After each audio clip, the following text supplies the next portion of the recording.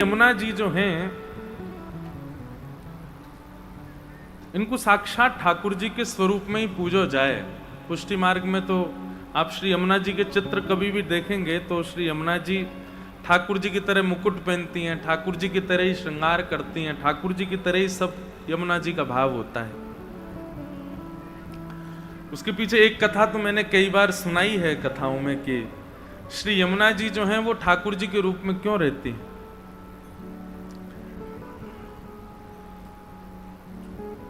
सब लोग सावधानी से सुनो।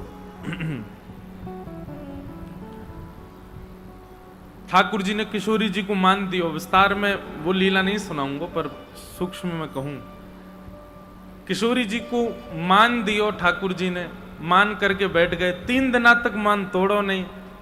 और जब किशोरी जी के सामने इतने दिन को मान है गए ठाकुर जी को, तो किशोरी जी व्याकुल हो गई। तो किशोरी जी की व्याकुलता को दूर करने के लिए यमुना जी ने प्रण लिया कि हम ठाकुर जी को व्याकुल करेंगे। और तब श्री यमुना जी प्रकट होकर के ठाकुर जी का रूप धारण करते हैं, श्याम सुंदर स्वरूप धारण करते हैं। और श्याम सुंदर स्वरूप धारण करके ठाकुर जी के सामने चली जाती हैं। तो ठाकुर जी कहते हैं, अरे तुम कौन हो? तो यमुना जी कहती हैं, हम श्याम सुंदर। ठाकुर जी कहते हैं, श्याम सुंदर तो मैं हूं। बोले, तुम श्याम सुंदर नहीं हो, हम हैं श्याम सुंदर। तो ठाकुर जी बोले, तुम श्याम सुंदर हो तो वंशी दिखाओ। तो वंशी दिखाई, बिल्कुल वैसी वंशी जैसी ठाकुर जी की। अच्छा, ये वंशी तो तुमने मेरी देखा देखी बनवा ली, लेकिन कारी कमरी दिखाओ जो यशोदा मैया पहनावे। सोई यमुना जी ने कारी कमरी दिखा दी।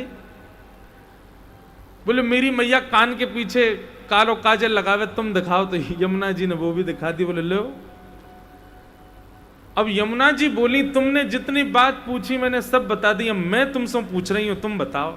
ठाकुर जी बोले, पूछो। बोले, किशोरी जी कहां है बताओ। राधा रानी अगर आपके पास हैं तो आप असली श्याम सुंदर हो, मैं नकली। ठाकुर जी तो मान करके बैठे किशोरी जी से। 3 दिन है गए मनाते मनाते किशोरी जी को ठाकुर जी मान ही ना रहे। अब तो ठाकुर जी किशोरी जी को खूब बुलावे। किशोरी जी बोली, अब रहो रूठे तुम, मैं ना आ रही तुम्हारे पास। बोले, अब तो बहुत जरूरत है आपकी आवे की, नहीं तो मैं झूठो साबित रह जाऊंगा। ठाकुर जी के पास किशोरी जी नहीं गई। तब यमुना जी बोली, आप नकली श्याम सुंदर, अब देखो हम बुलाते हैं। जैसे ही यमुना जी ने वंशी बजाई, सो ही राधा रानी उनके बगल में आके खड़ी है गई। ठाकुर जी तो महाराज नेत्रन से आंसू बहान लगे, चरणन में गिर गए। बोले, अरे नहीं नहीं किशोरी जी, मैं आज के बाद कभी मान नहीं करूंगा, आपको वचन दे के कह रहा हूं, लेकिन आप कृपा करो मेरे बगल में आके खड़ी है जाओ। तब किशोरी जी ठाकुर जी के पास गई। तो ठाकुर जी ने पूछी कि ये कौन है? फिर बोले, ये यमुना जी हैं, ये आपके रूप में पधारी है। तब ठाकुर जी और किशोरी जी दोनों ने यमुना जी को वरदान दिया कि आज के बाद आप सदा श्याम सुंदर स्वरूप में ही विराजो।